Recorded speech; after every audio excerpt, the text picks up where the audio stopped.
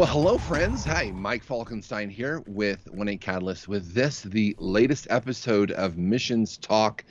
And Steve, I'm here with my friend Steve, co-host and director over at Silk Road Catalyst. And Steve, we're having a really neat series of videos that we're talking about kind of the long-term effects of COVID on missions, the different kind of areas. And so we've had an episode on the impact of COVID on cross-cultural workers, and then a episode on sort of the effects of those ministries that are sending people to do training, to provide resources. And so for those that have not seen those episodes, please go back and either on our Facebook page or our YouTube channel, please go back. I think you'll enjoy those episodes. And Steve, the long-term effects, we've talked, I think we talked about this in the first episode, but part of the reason that this is an important episode, or an important topic is that, none of us thought COVID was going to last this long, did we? No.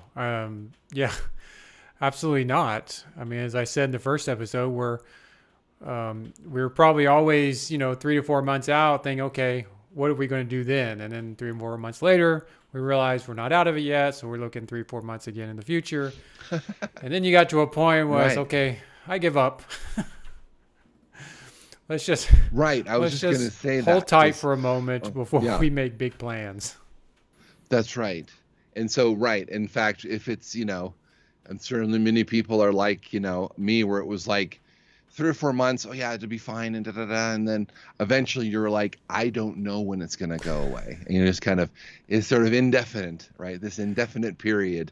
And so, Steve, today we talk about a topic both of us have a real heart for, which is kind of the long-term impacts of COVID on short-term missions.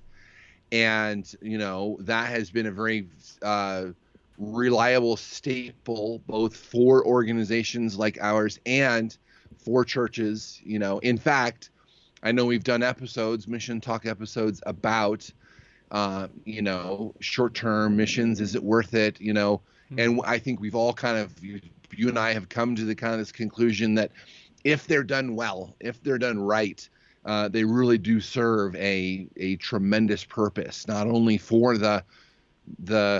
those on the ground, for the project that is trying to be done, but for those participants as well, right? For the participants that overseas experience can be a real faith boost, a real, growth period in someone's life. And God has used short-term mission trips repeatedly in the lives of those that then feel called to, serve overseas, right? So they can be done real well. But now we talk about kind of the thing with COVID is short-term missions. Is it really worth it for them, for the organization? And so as we open up this episode, Steve, what thoughts come to your mind when it comes to short-term missions in the age of COVID? I would say it's a very difficult question to answer, and there is definitely not a black and white answer. There's no uniformity from church to church or organization to organization. It's going to be complex. I will say it is definitely more involved for those who choose to go. I mean, where I'm going next month to visit one of our fields, I'm going to have to do a total of about 3 COVID tests. In the past, some people had to do 4 or 5, for the span, within a span of 2 weeks or less. So, and the price of those tests, depending on how you do them, are not cheap. And, abroad, you're pretty much stuck with whatever they say, and the price varies from country to country and then city to city. And so I think it's an important question we have to address. I don't think we can sit around and go, well, I'm just going to wait for this COVID train to pass by so we can get back to pre-COVID normalcy with trips. I think Right. things have changed, and I don't think we're going to go back to pre 2020 in this That's respect. right. I think there's the struggle of people losing interest. You know, if they don't keep Mm. going and they Hmm. stop, then are they going to come back? I know a place where it's affecting them that way, where they had tons of Mm. volunteers come in every year, and they're having probably less than 10% of what they normally had pre-COVID. Mm. And even an email I sent to them a few weeks ago, I said, "Hey, these dates, do they work for you guys?" And they wrote back, said, "Yeah, you guys will be the only ones here." No problem. And I could Oh. tell prior to that, and it's a very unique location compared to many places I've been to. You'd have to plan at least a year in advance of when you're going. I mean, that's how many people they had Ooh. coming in and out. But Okay. yeah, I think it's an important question to ask. What are we going to do? How are we going to do it? And in the meantime, for those are making the conscious choice not to go, because I get it, it's complicated, it's more involved, it's pricier, it's a little riskier in some respects. Then you have to decide, well, what can you do? I know some people have done the virtual short term stuff. I don't mean to rain on anyone's parade. I don't think I'm a big fan of that. I think it's good for exposure and making people aware of what's going on, but that's not a mission trip. That's just kind of like a walking through someone's backyard virtually and seeing. But I Oh, don't all know right. that you can do a whole lot of ministry that way. You could encourage the workers on the other end, but there's only so long you can be on Zoom and doing that. So yeah, That's right. this is going to be a Yeah. good conversation. Yeah, it is. It is. And you're right that yeah, there's a lot to talk about. So, Steve, I think as you and I have kind of broken it down, hopefully this will be a good episode for missions pastors and those that are, because those are the ones a lot of times that are organizing these trips. Mm. And so we start with, and people like you and I that are recruiting teams to, to go to places. And one of the things that you brought up right off the bat, Steve, when we were talking about this episode is from the perspective of the potential person who would be a short-term mission participant, a lot of thoughts are going through their minds these days, right? In terms of, okay, they get invited to attend to participate in a trip. Let's just say that, the country is open to having outsiders. In the last episode, we talked at length about places that are not open and what to kind of do with that. So so you've got a person that's been invited. Here's what they're thinking, right? Well, omicron is so contagious. We're hearing about people who are testing negative, and then by the time they get to their place, they're testing positive. So in other words, on the plane, COVID is being transmitted. Mm-hmm. If I go, there's a higher chance that I'm going to get the virus. Once I get it, if I go, if I go and I get it, then all of a sudden I'm, there's a higher chance that I'm quarantined in a hotel, maybe that I can't afford for a week, 10 days, Mm-hmm. 14 days, and that extra, that extra expense. And then you're right. There's these extra costs of, COVID testing. Fortunately, I've been in the last two trips I took kind of in the last quarter of 2021. Those COVID tests overseas were about $100, I think, something like that. Mm-hmm. So, but then you begin doing that 2 or 3 times, and that begins to really add up. And so, Steve, as you're thinking about all these things that short-term missions participants may be thinking, kind of where does that lead you? Those are all real deal things they have to think about, aren't they? It is. I mean, we have our long-term workers on the field, but we like to supplement, with short-termers periodically, and our field workers love having short-termers, or at least some of them do. Mm. I mean, we had Yeah. a medical team that was supposed to go to South Asia last week, something like that. Actually, no, sorry, it got moved to March, but that's already been canceled. In fact, the team's been transferred. They're actually going to a different location. That's a bit, I want to say more open, but they're going to a different location, but not doing medical. So, yeah, and talking with them, I guess the good thing about this team coming up for me is everyone on the team has already had Omicron. They've already gone through that experience. So, I'm just placing the bet that they're good to go. And, but yeah, for those who haven't, I guess the few people who haven't, looks like, there is a threat that if you go and you catch it, I know our friend Brian Gandy, they've taken, he was just somewhere and someone on his team got tested positive over there. And if you test positive, you could be stuck with a big bill. And, that's like, even for us, we tell our volunteers, it's communicate to them and forgive the train. We have got a lot of trains rolling by today. But yeah, we do. Yeah, you do. Abnormally high numbers.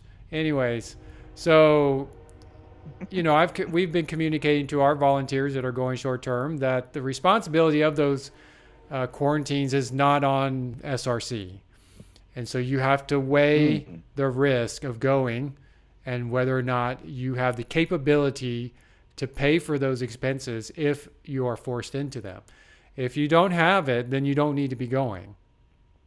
Because, it's just not part of what we're going to do. We're expressing the risk, diagnosing the risk, and explaining what's going to happen. So then every volunteer has to decide at what risk. Of course, there's insurance. So if there's insurance, the insurance should be kicking in for most of them anyways. So yeah, I mean, we were someplace a few months ago, and even to go, there were different rules for vaccinated versus unvaccinated. And if you're unvaccinated, you have to have COVID testing for to go to any cultural sites within the country, not just being in the country. So, yeah, it's complicated, and I don't think there's a one-size-fits-all approach when you go country to country. And in some places, from city to city within a country, because even India last month had different protocols in different cities. All right. So from the perspective of the participant going, it sounds like you're saying, hey, just be flexible. I would add, obviously, continue to pray whether or not that God has asked you to go, because that's a lot of it, right? It's like, well, God's called me to go. So if there's some extra trouble along the way, then, he'll get me through that. But then, for the missions, short-term mission team organizer, it sounds like you guys have provided some guidance there where for those that are really providing these teams for people to go on, communicating really clearly sounds like it's going to be really important, right? Both things could change the day before we leave. And so, just be really prepared. Now, fortunately in that area, it seems like the airlines have done a pretty good job of being attentive to that, in terms of, not a lot of change fees and a lot, they've canceled a lot of that for now. I love that. So I guess that would be a part for the short-term mission team providers to be communicating to people. It's like, hey, listen, if this something really does change, and it very well may, you're not going to be out a bunch of money. And so that could be helpful to the short-term team participant, right? But then also, so it sounds like in terms of the providers, if there are any missions pastors, Steve, watching or whatever, it sounds like communication, or maybe even over communication is important, right? That, making sure that people who are praying about or have committed to participating know, here's exactly what we know about this, here's what we don't, here's what could change, here's what we would do about it. We've got a plan for that as much as we can. Um, I mean, it sounds like providing that information is super helpful, isn't it? Yeah, and I know for our church, the missions pastor just told me the other day that there's one country our church does go to quite a bit, and they have been for almost 20 years, or I guess 15, Mm, 20 years, something like that. And he admitted to me the other day that it's going to be a while before they get back, and it's already been a couple of years since they were last there. Now they stay in contact, they still communicate with the people on the ground. And when those people have been in the U.S., because some of them have, they've invited them to our church to share. So they've stayed as engaged as they mm, could, but to them taking the short termers, it's a bit too complex at this point to that country specifically, and so it's held it back some. And like I mm. said earlier, it's when you're not face to face with it on a regular basis, sometimes people lose interest, and Mm. that's Oh, that's right. the unintentional side effect of not going. But again, it's always changing, as you said, the protocols, restrictions, and as I keep mentioning Brian Gandy, our friend. I think they Yeah. on his last trip to Africa, which was just a week or so ago, someone that was supposed Yeah, to it be was. on his team tested positive on the test you get to get on the plane, and he didn't have any Wow. symptoms, but he tested positive and he couldn't go. And then I Wow. think he tested positive again, so he couldn't. He was just going to delay a little bit and then come. But then he tested positive again without symptoms. So he was Mm, forbidden from going. So they had to scratch what he was doing and mm. reschedule the trip for a few months later to do what he was going to do specifically. Okay. Well, again, we get to that flexibility, right? Then these 3 episodes, that's become a key thought is and a key principle because you think about for him, he's probably that person may have been taking time off of work and now he can't. And so yeah, that's a big deal. So and you Yeah. are right. I guess if I'm, speaking to missions pastors and to people that are providing these trips, um, in as much as you can continue to do them, Mm. continue to do them, because I think you are right. If a missions pastor were to just say, "Hey, listen, if we have to wait this out to 2024 or whatever, and we're not doing any, we're not going to provide any trips between now and then," that does have an effect, doesn't it? Mm-hmm. If they're not hearing about what God is doing through your local church in these places overseas. And I mean, it's already, you said in the case of these folks you've talked to, 10% of the people that were going are now going. And so Mm. it's already, I would just hate for that to just completely go away. So, Absolutely. um, because yeah, it does have an effect of, and so, Steve, quickly before we end the episode, I'm curious to know your thoughts about so if those Western countries not sending people on short-term missions trips, what effect do you think that has on the people kind of on the ground that maybe are depending on or looking forward to having this extra help? Or if there are a couple of things you could think of in terms of what you've seen, what effect is this having on the ground in terms of their efforts to reach their local area for Christ? I think the number one thing that comes to mind, over the years of doing all the trips that I've done, and like my trips aren't technically short-term mission trips. It's like a business trip for me, in a manner of speaking. But even the short-term mission teams I've led, there's one thing that is always true with every trip, and that is the encouragement the worker on the ground feels when visitors take the Mm-hmm. time and expense to come and visit. That's right. And so for those who welcome short-term groups, or even, one of my colleagues who I personally have never met in person because other people Mm. are interacting with them, But he's asking, so when are you coming? We've been talking about it since the beginning of COVID, but the door's never been open to go to his location. And so encouragement to the local workers, whether they be national believers, foreign missionaries, whether they be on your staff or partners, just your presence is encouraging to them. And by not being there, there's an element of that missing in their lives. And I know it's something they crave. I'm just like my colleagues, he's craving it, but he understands the reality. So I really think that's the number one thing. I think, yeah, we could talk about the ministry components that we do, which is always good, but that is the one thing. So, I've been talking to some people about going with me next month to the Middle East, and it's not a very outright evangelistic trip. It's not one where the volunteers from the U.S. are going to be distributing anything or they're teaching anyone. What they're doing is very simple. It's meeting with refugees in their homes, and yes, there's a language barrier. We are going in with translators, with other believers who speak the language.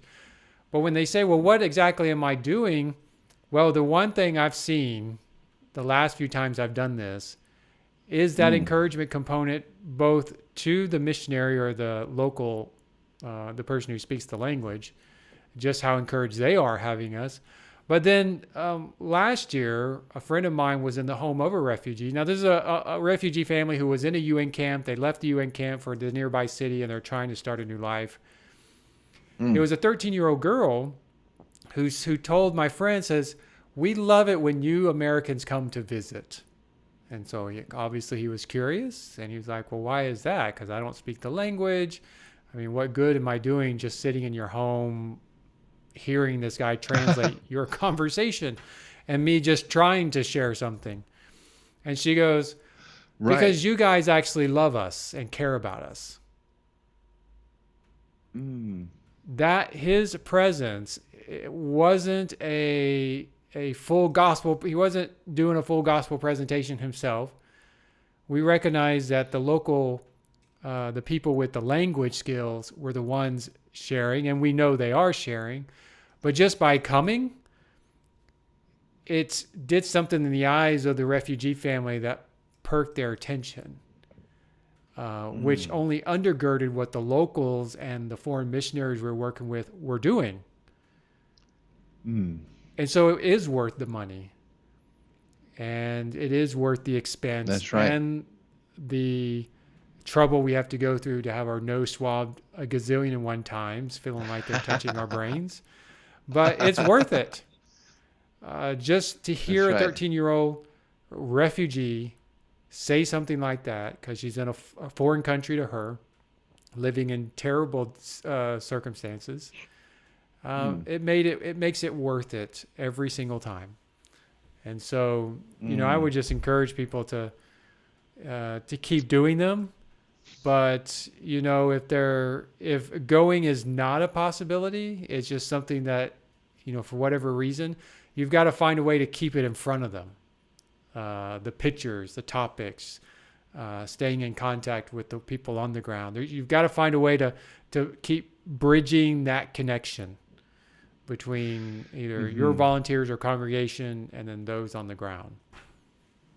That's great. I love that, Steve. Thank you so much for sharing that, because I think you're exactly right. And, as you were talking, Steve, I was thinking about the friendships also that are developed with, between those going on short-term teams and those on the ground. And I think about the friends that I've got in ministry in Indonesia, and, it is one of the places where, their country, the government is not allowing people to come in. And, of course we can WhatsApp and we talk, and, we're keeping a relationship going. But there is just really something about being there, right? I know they're looking forward to the whatever encouragement it provides to them that I come and do ministry together with them. And so I think about these churches that have been sending people, like you mentioned. There's at your own church, they've been sending short-term teams to a particular place for 15 or 20 years. And I have to imagine, there's some strong friendships and relationships that have been developed over 20 years. And so it's got to be an encouragement to those on the ground to have their old friends come back, and encourage them and provide, even just that, just your presence. So for Americans, I think in particular, that's something that's important to what you mentioned, Steve, is something important and very important to point out, because as kind of hard charging, get stuff done people, right? We always want to be doing stuff, and, and just this idea of, hey, just your presence is a ministry of its own. And so that's really good. So Steve, as we get close to the end of this episode, I guess there would be two questions I would have for you. One would simply be, to those that are organizing these trips, what final points of encouragement would you have?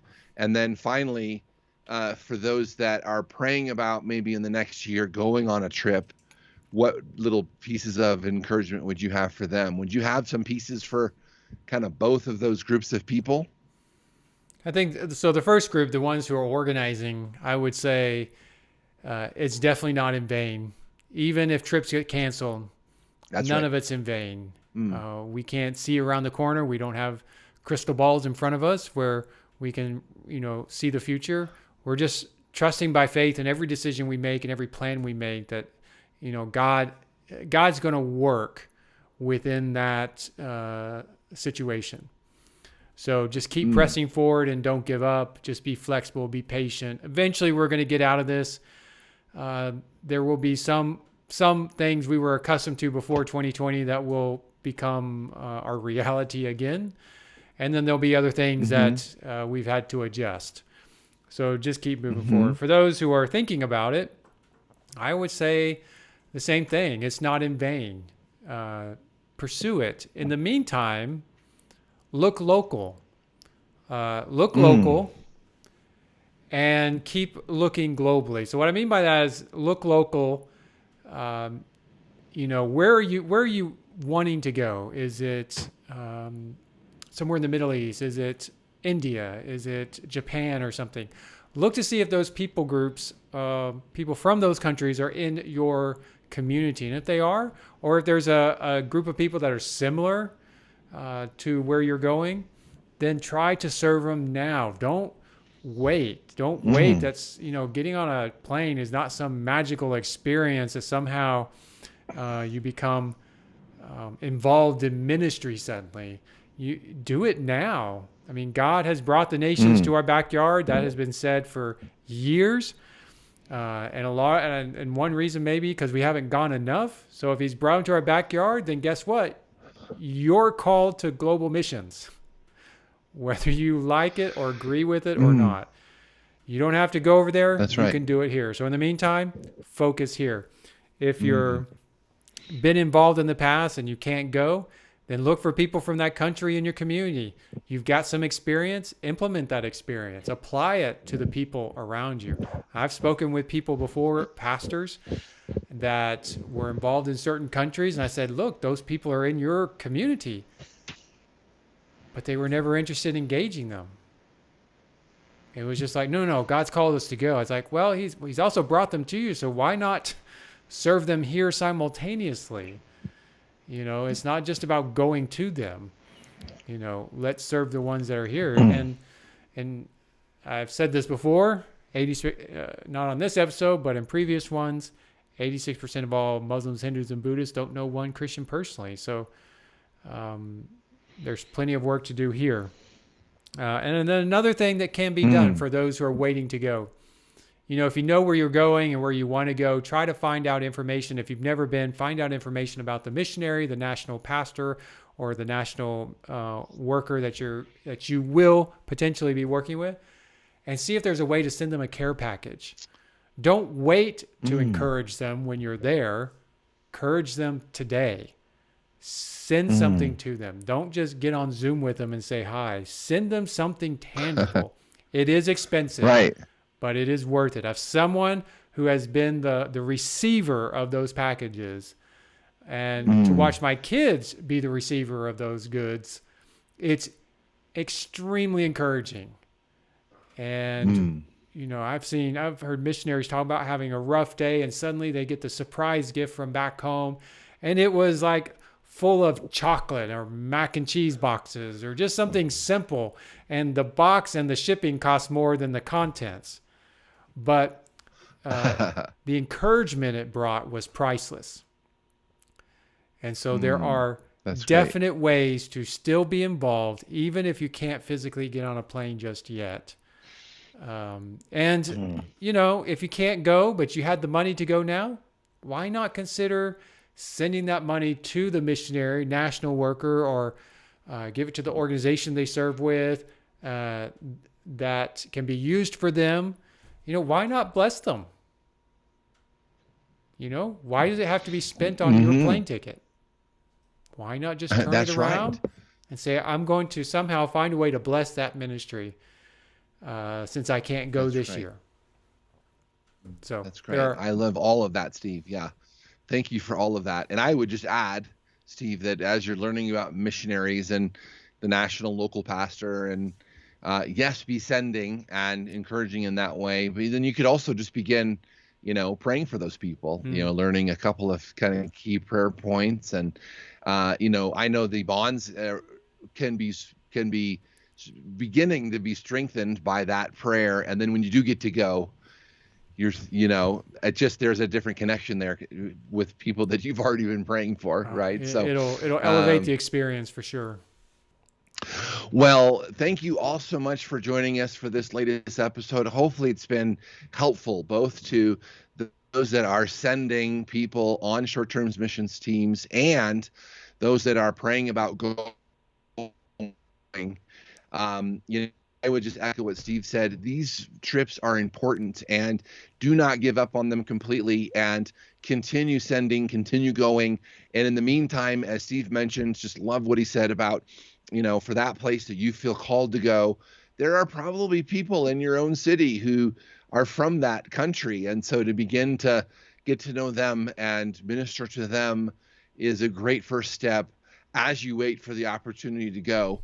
And yes, whatever trouble the trips may be, it's worth it, right? I mean, extra COVID tests, extra expenses here and there.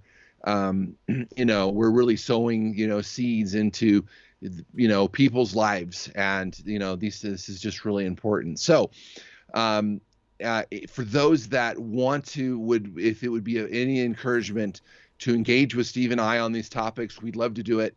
Probably the best way to get in touch with both of us kind of corporately as a team would just be to go to our Facebook page, facebook.com/missions talk. You can message us there. We would love to engage with you. We're so thankful that you joined us for this episode. Again, if you didn't catch the previous two, I think you'd enjoy those two. If you'd enjoyed any of these three episodes, be sure to share them with a missions pastor, with a missionary, and we would love to, broaden our reach there as well. So thank you so much, and we'll look forward to having you with us on the next episode of Missions Talk.